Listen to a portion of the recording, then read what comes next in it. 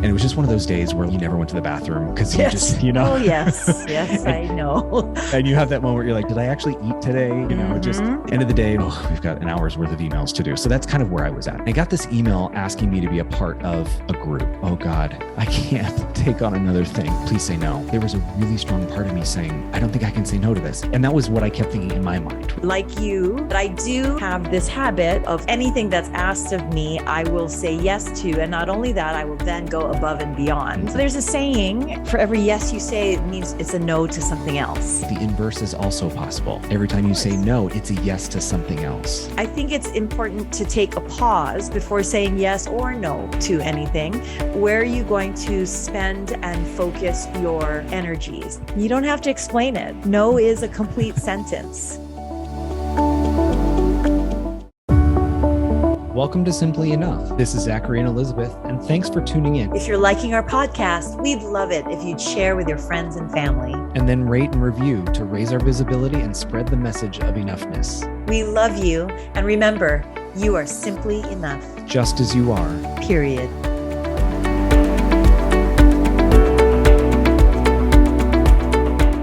Hello, everybody, and welcome to Simply Enough. I'm Mr. Zachary Linnert.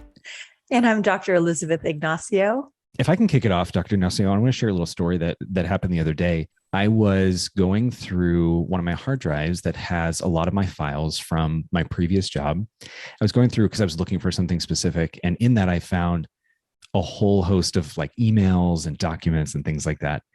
And as I was going through my emails, I came across an email that asked for me to be a part of a specific group on campus. So this was when I was the head of the lower school at the school in Hawaii. And I was like taken back to that moment because I very, very, very distinctly remember receiving that email. And when I received that email, there was a lot going on, as you can imagine, in the life of school. And I got to my desk and it was later on in the afternoon.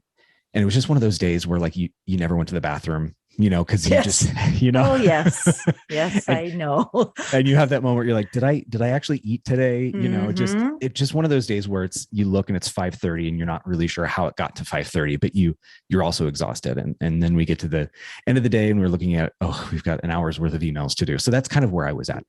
And I was in that place of just thinking all the things that I had on my plate, just as the head of the division. And I got this email asking me to be a part of a group, like a curriculum-based group, which I love. Like I love getting into curriculum. I love doing heavy lifting, discussing with teachers about scopes and sequences and plans and units of study and how they all connect. I love that stuff. I geek out on it. But I was caught with this just wave of like, oh God, I can't take on another thing. I just don't have the time. I don't have the ability. I don't have the energy. And here I am at the end of a very long day, knowing that I still have an hour or 2 hours worth of work that I still have to do. And yet what came over me was, well, I don't think I can say no. I don't think I can say no to this. And that was what I kept thinking in my mind. Right. So obviously we weren't doing Simply Enough then. But I had this internal struggle of, the shoulds, like I should be a part of it because I'm the head of the lower school. And there's this group of people, like I want them to see me as active in the life of the curriculum. And so I had all of these, I was weighing all these different factors. But what I didn't necessarily recognize at the time that I do now that I went back and looked at this email was that there was a really strong part of me saying, please say no. Please say no and establish that you just can't. You just don't have the bandwidth to take on something else. And I didn't. And I said yes, and I became a part of that group. And we had to meet regularly. And while I did love the work of the group, every time I went, I recognized I don't have the capacity for this. And what came rushing back as I saw that email was also all the times that I had to sacrifice doing something else, or I would need to prepare for the meeting at a cost to not being able to prepare for the other parts of my job that I needed to do. And so I was flooded with all those moments in which, I said yes to something that deep down I really didn't have the ability or the capability to do. And my own internal clock, or my own internal check was saying no, no, no, no, no, no, no, no, no, no. And yet here I was still actively a part of the group. And what is interesting about getting that email is I was also, we talk about Brene Brown pretty frequently. I was listening to one of Brene Brown's podcasts, and she was talking about boundary setting and saying no, and the prioritization that many of us go through of somebody else's opinions over our own.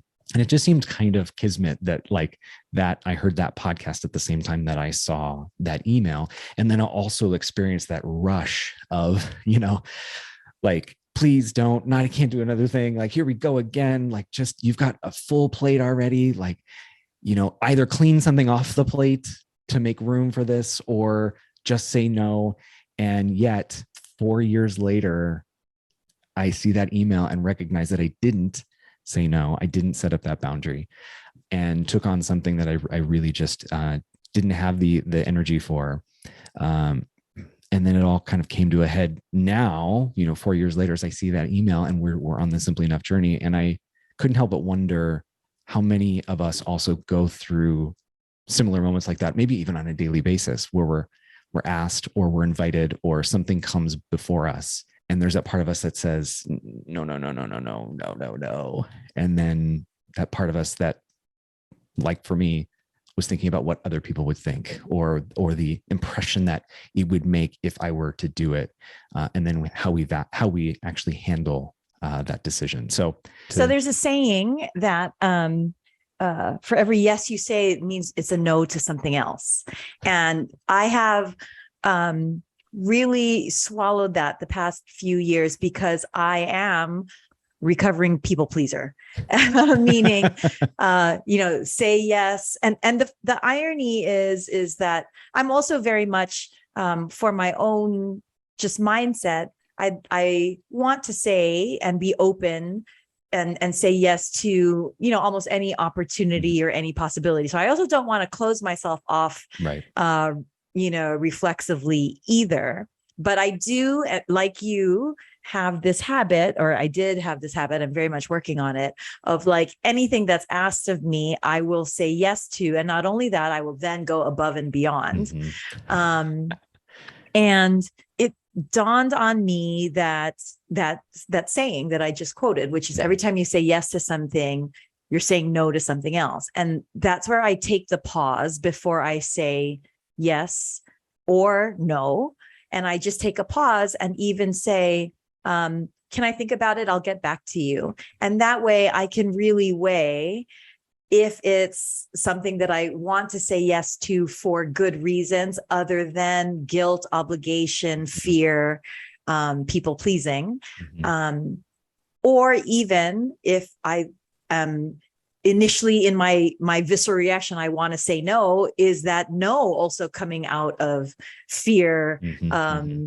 Obligation, people pleasing, or I don't know if that made sense, but mm-hmm. but I think it's important to take a pause before saying yes or no to anything, but definitely recognize that in saying yes to something, it is saying no to something else. So mm-hmm. I'll say yes to going to this meeting. I'm going to miss picking up my son from school. I'm going to say yes to going to this event means I'm going to be saying no to something else, and giving ourselves space and grace of, pausing, mm-hmm. and rather than immediately reacting, somebody's asking something, my reflexive answer is yes. Mm-hmm. Take that pause between the ask and the answer, mm-hmm. so that the answer is authentic. Mm-hmm. But that's really helped me, I'll say, in empowering me when I try graciously to say no.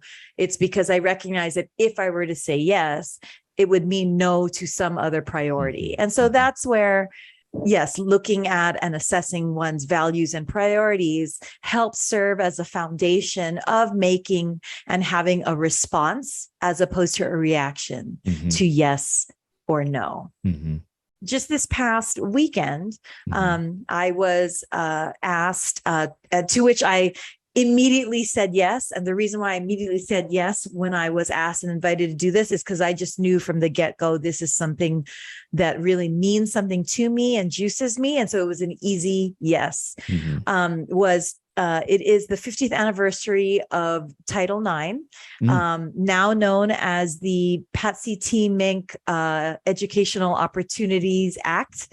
And the reason why I specifically say her name, and I might have misnamed the act now, because Congress renamed Title IX to Patsy T. Mink Educate. I murdered it, but I want to say her name more than anything. Patsy T. Mink, Patsy T. Mink, Patsy T. Mink, because she's Hawaii's version of RBG, of Ruth Bader Ginsburg, for all that she did and all that she accomplished, and quite frankly, all the discrimination that she was up against in order to succeed. But in the 50th anniversary of Title IX, the University of Hawaii Athletics Department had an event for high school female juniors and seniors athletes to come to the University of Hawaii. And it was a day of breakout sessions. And so I was asked to be a moderator for breakout sessions in leadership. They had breakout sessions in mental toughness.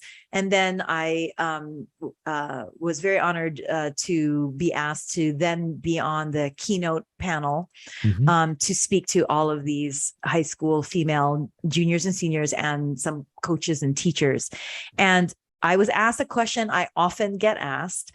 You know, Dr. Ignacio, you juggle a lot relative to being a mom. And first and foremost, that's what when I introduce myself, I do a lot of public speaking, and I often introduce myself first and foremost as a mom. And that's my identity more than anything. And that's my choice. But you know, I was asked as a business owner myself, a professor, a mother, community activist, where can I talk about work-life balance? And my first answer is always work-life balance is a fallacy, if especially what you're talking about is time. Because the truth of the matter is that everybody, I don't have more time than somebody else. Everybody has the same 24 hours a day, 7 days a week. Everybody has the same 60 seconds to every minute. Everybody has, 365 days in a year. So time is really the same for everybody. But where the quote balance act is it's not balancing, it's navigating, and it's choosing where you're led by your compass at the moment. So that's the navigating, not of one's time, but of one's energies.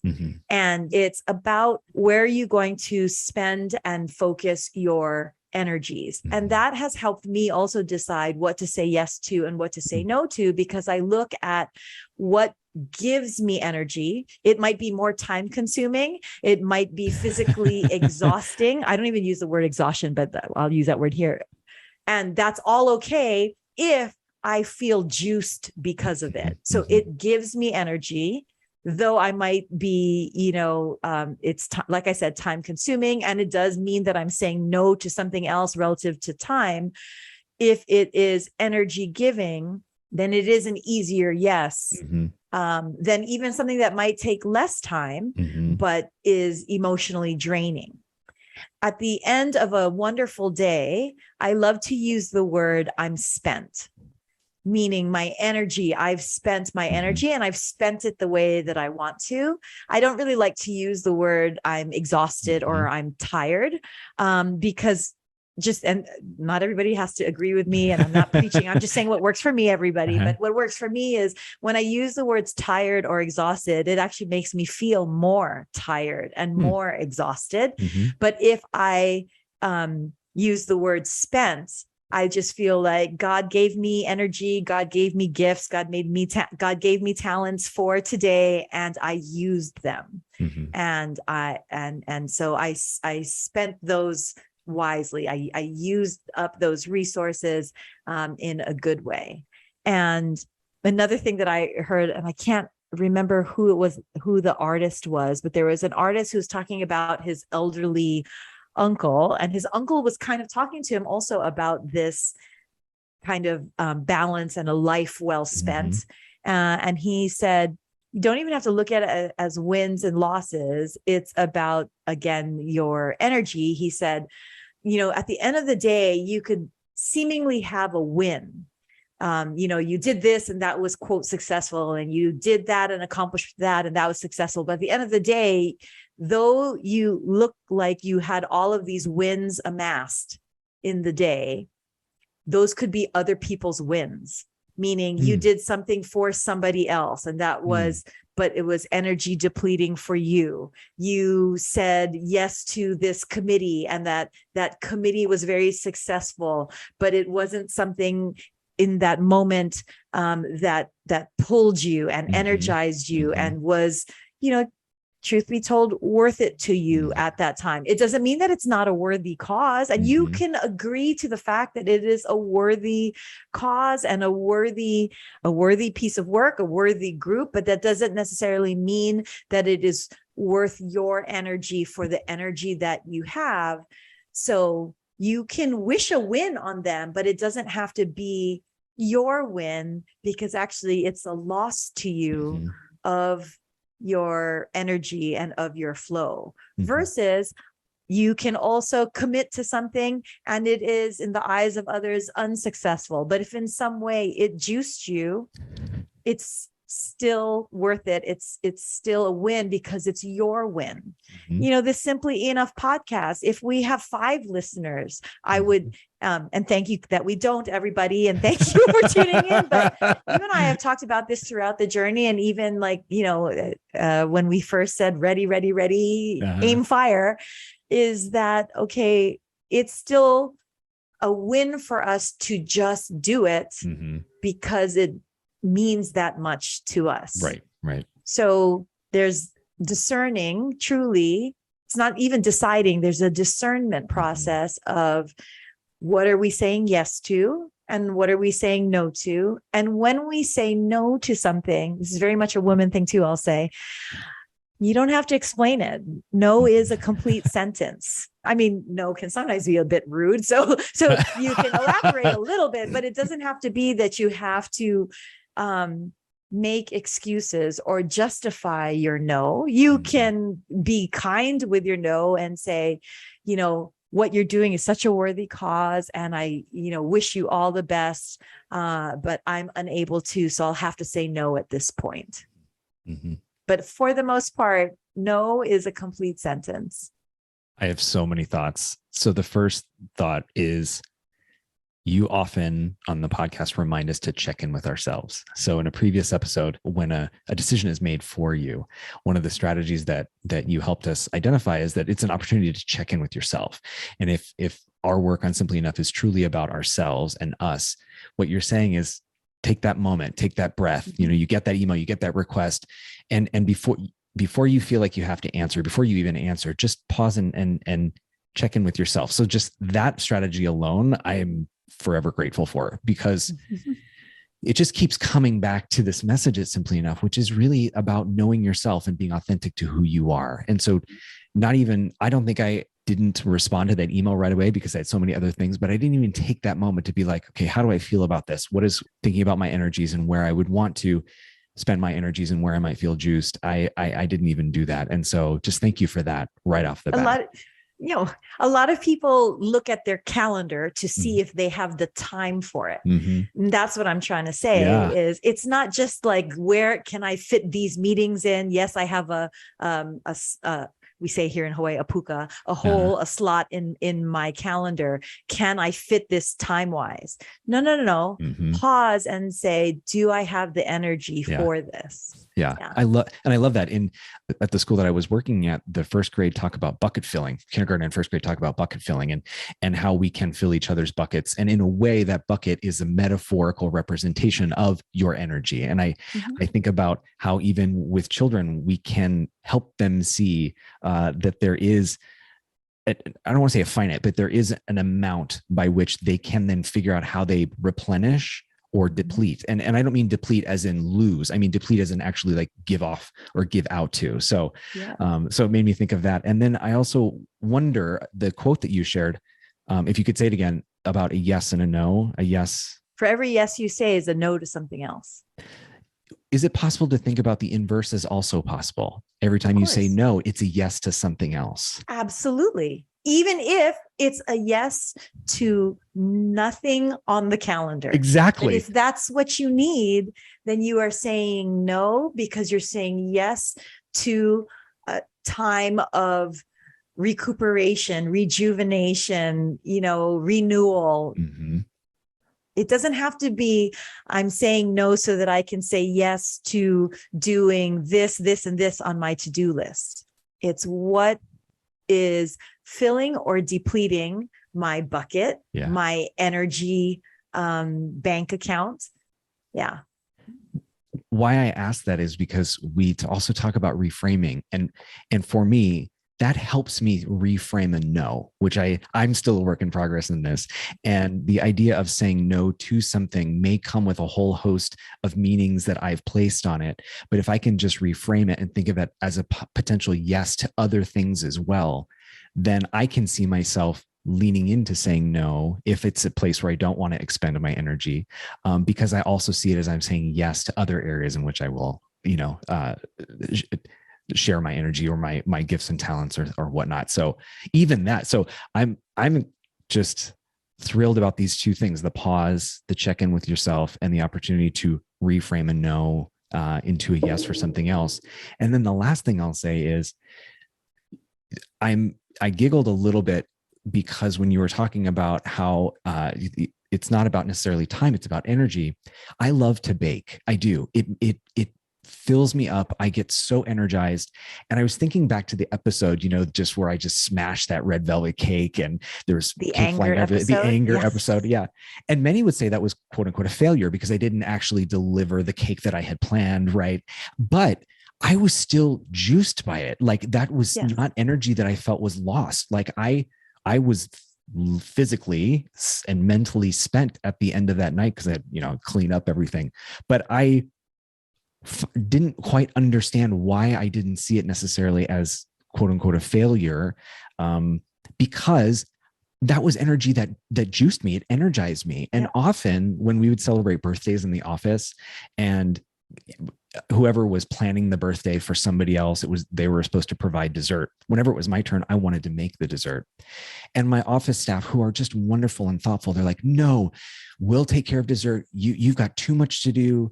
You always want to make it and just buy it. It's just easier to buy it. And I never could quite grasp what it was that I wanted to say to them. And it's exactly what you just said now, which is that was where I wanted to direct my energy, because that juiced me, that filled me up, that actually gave me that gave me so much more than to somebody else it may seem like it took. Right. And that's what the elderly uncle was saying. What is a win for somebody, and it appears that it's a win, at the end of the day, was really a loss to you. And the flip side is true as well. What might have been a loss, that red velvet cake didn't work out and all that kind of stuff, was still a win, because that was where your juice, that's where you get your energy. It's where you are in the flow. Mm-hmm. Another thing, tangent off of what you were talking about in terms of the self-check of how do I feel about this? What gives me energy? And therefore, do I say yes or do I say no? It's not only how do I feel about this particular ask, but it's also what do I think about myself? And what I mean by that is I ask myself, am I a person who is going to do what I say? Mm-hmm. Am I a person of my word? I certainly try to be. I've definitely, failed throughout my life, but that's definitely my goal of one of my many goals that I'm working on, in terms of, if I say I'm going to do something, I am going to do it, because when I say that I will, then I am that person. I'm going to make that identity. I'm going to claim that and declare that that is my identity, that if I'm going to say I'm going to do something, I am the person that does that. Therefore, though, if I'm going to claim that identity and speak of myself that way, then it's even more important to me for that identity, where I check myself and say, okay, am I saying yes, that I'm going to go on this board again, but then I am not a good board member, or I'm not a good contributor to the group, or I'm going to show up to this party, but be, pissy the whole time, then or even I'm going to say yes to this invite and then cancel at the last minute, and I keep doing that repeatedly, then I am not the person that I'm saying I am, or at least want to be, which is I am a woman of my word. So if I say I'm going to do something, then I'm going to do it because that's who I am. Therefore, I want to choose wisely what I'm going to say yes to because of the woman that I am. That helps me with the process of, if you, Zachary, are asking me to do something, I want to honor you, and I want to honor myself by being the woman that I want to be, which is I am a woman that when I say I'm going to do something, I will follow through. Yeah. Therefore, Zachary, because I want to be the woman and the friend that you count on, then I'm going to have to say no at this point, because I can't be reliable if I say yes to that, though I want to. And that's another way, as much as like I joke that no is a complete sentence. And it is. And I even had to learn that and practice that because I am one to be like, my texts are so long explaining why I can't do something. Right. So I literally had to learn no, I'm unable to, but it's still not part of my personality to sit well with that. Yeah. But therefore, what I've learned to do is, no, I'm unable to, though I'm so flattered that you want me to be a part of this, because I know this means a lot to you. So since it means so much to you, you asking me to be on this committee or be on this board or volunteer for this event really means a lot to me. So that way I am validating the requester. I am validating what is being asked of me, but I'm just not agreeing to saying yes to it. Yeah. Yeah. I'm laughing because I can think of a time when we were invited to like a bunch of, we had a lot happening. It was a Saturday and we got invited to a party, and I said yes, because I thought, no, this is important to me to go. And then leading up to it, a friend of mine was like, just say no, like, just like back out. I'm like, I'm not the person that says no. Like if I said that I was going to go to this party and I was going to show up, and they planned, they got food knowing that I was going to be there and whatnot, that I'm going to follow through on it. But I never thought about the idea of like actually stepping back at the time of the decision and saying, if I say yes or commit to something, I am the type of person that will follow through 150%.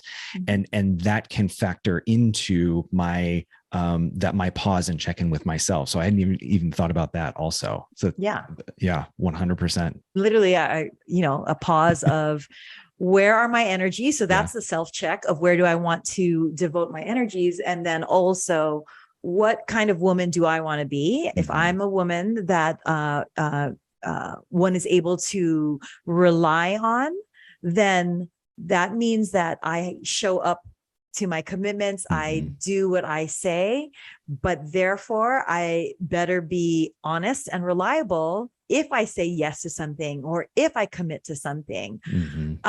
Where one might think, oh, saying yes to everything is pleasing everybody. I think it's also quite clear that in saying yes to everything, and at the moment, people are thinking, oh, Elizabeth said yes, Elizabeth, agreed. And at the moment they're pleased. If I don't follow through, and especially if it happens repeatedly, now I have not only let that person down, but I have now assumed the persona of, well, you can't rely on her. Yeah. And she just says yes to everything, but you can't rely on her. And for me, that's worse. So I think that it would be more important for my values and priorities that if I say no and they're now offended, that's not about me anymore. But if I say yes and I fail to follow through, then that is about me. And then I do have to own that. And so it makes me weigh more seriously and discern more, what am I going to say yes to and what am I going to say no to? When we talk about, obligations and that kind of stuff, it makes me think a lot about my blessed patients, because I have so many patients who it's breaks my heart, because it is actually a very common theme and a common mindset, which is, well, if I take time off to get this repaired and therefore I have the surgery and therefore I can't go to work until a week later, or I'm on light duty for, such and such a time, and my coworkers and my boss and all this kind of stuff. And it breaks my heart because they're in pain. Mm-hmm. They're literally in pain. That's why they're in my office. There's clearly something that is fixable, yet they're letting others and other people's expectations of them weigh in on their suffering and their function and their quality of life. And sometimes I actually have to truly be blunt and say, at the end of one's life, there's only room around your bedside for about 10 people. Be honest. I'm not throwing your coworkers or your boss under the bus, but I'm literally saying discern and be honest. Are any of your coworkers or your boss going to be around that bed? Are they one of the 10 people? And if not, please reflect who and what you're prioritizing. Mm-hmm. Yeah, you're spot on. Going back to my first story, was flooded with all those moments of where I didn't show up to the meeting with the group work done, or I'm sitting in that work realizing that I didn't follow through on all the homework that we had to do or the work to do, and feeling doubly bad about myself, right? That I didn't live by the standards that I hold myself, which is if I'm going to commit to something, I'm going to commit and I'm going to show up ready and I'm going to be a person of my word. And yet I couldn't, I didn't. And so you're absolutely right that then it really did become about me at that moment, which was, I didn't say, no, I didn't have the energy for this in whatever capacity. I didn't say that. And then furthermore, kept sitting in that place of like, I didn't do this and I didn't do this and I didn't follow through and I didn't follow through. And that just was such an icky feeling. And I was brought back to that when I saw that email. And you're absolutely right. And I'm getting a lot out of this talk today. So thank you so much.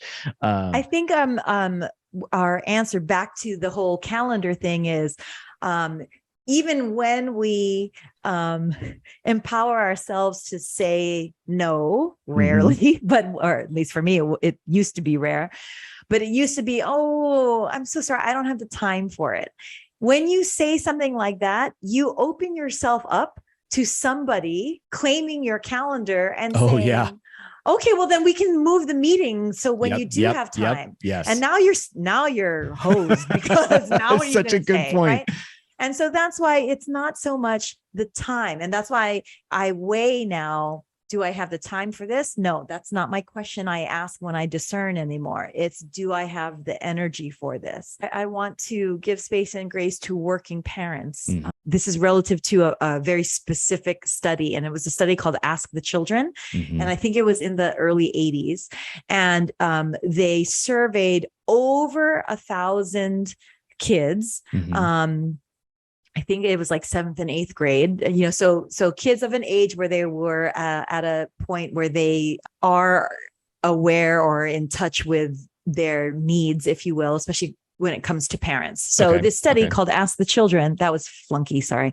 You're good. So in the study, Ask the Children, they asked over 1,000 kids, what would you like from your parents? What do you wish your parents could do more of? And what do you think of your family life? I mean, I'm paraphrasing, obviously. Right. It was much better phrase for this age group. But they also asked parents, and specifically working parents, I'm going to comment on in the study, in working parents of, what do you think you need to do better? What do you think your children need? And that kind of stuff. And of course, the majority of the working parents were dealing and grappling with the guilt of not spending enough time with their kids because they're working parents. And so, they're not, able to spend enough time with the kids. And so that's a detriment to the kids. Interestingly, the finding amongst these children when they were surveyed had nothing to do with, I wish my parents spent more time. I wish my parents, were at home with me more. I wish my parents, served on the PTA more, or that kind of thing. It was along the lines of energy and focus, which was, I wish that my parents weren't as stressed about their work when they were at home with me. And that's a really important point. It was, and when they were directly asked, do you wish that your parents spent more time? It wasn't. So there was direct questioning relative to time. And then there was subjective questioning relative to, well, what do you want more out of, or what could be better? And that answer speaks to the fact that it is not about time quantity. It is truly about presence and mindfulness, which is a correlation of focus and energy. And where are you placing your energy, at that moment? And I'm super guilty of that. And we might have talked about this on a previous podcast, I think, where when Mikey was in kindergarten and they had to draw name tags for the parents and draw what, things that they think of when they think of their parents, my name tag, but the drawings that he wrote were my computer, because I'm always doing charts and like my doctor's coats. And I didn't recognize that it was a computer because it was just two rectangles on top of each other.